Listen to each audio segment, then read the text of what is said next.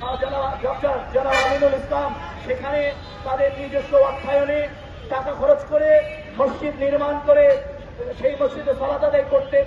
জুম্মা সালাত আদায় হতো সেই মসজিদে। তাদেরকে দাড়ি ছেড়ে দেখেন কিভাবে জখম করা হয়েছে, মসজিদ লুটপাট করা হয়েছে।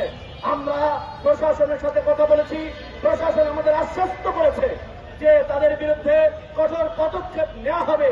কিন্তু এটা যেন আওয়ামী লীগের মতো স্বৈরাচারের মতো যেন লোক দেখানো পদক্ষেপ না হয়, যথাযথ পদক্ষেপ যেন হয়। চাই স্বৈরাচারের বয়ান আমরা শুনতে চাই না যে আমরা খতিয়ে দেখবো। কি ঘোড়ার দিন খতিয়ে দেখতাম?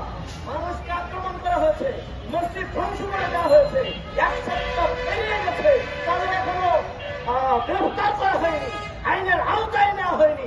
তাহলে স্বৈরাচারের দোষর ছাড়া আমরা তোমাদের কি বা মনে করতে পারি? তবে এখনো আশা রাখতে চাই অনতিবিলম্বে তাদের গ্রেফতার করতে হবে এবং প্রধান উপদেষ্টা সহ ধর্মীয় উপদেষ্টা সহ সকলকে ব্যাপারে পদক্ষেপ গ্রহণের জন্য এগিয়ে আসার আহ্বান জানাচ্ছি। বক্তব্য রাখছেন সেই নির্যাতিত আলে হাদিস জামে মসজিদের সেক্রেটারি, একই সাথে সালাফি মসজিদ মাদ্রাসা অ্যাসোসিয়েশন বাংলাদেশের সহকারী সেক্রেটারি জনাব আমিনুল ইসলাম।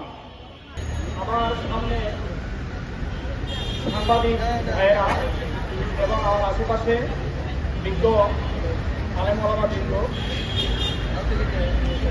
আলহামদুলিল্লাহ আপনাদের উপস্থিতিতে আমরা যথেষ্ট খুশি হয়েছি।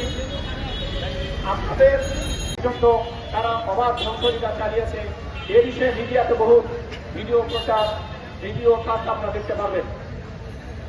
শুক্রবার পরের দিন শুক্রবার মানববন্ধন করেছি।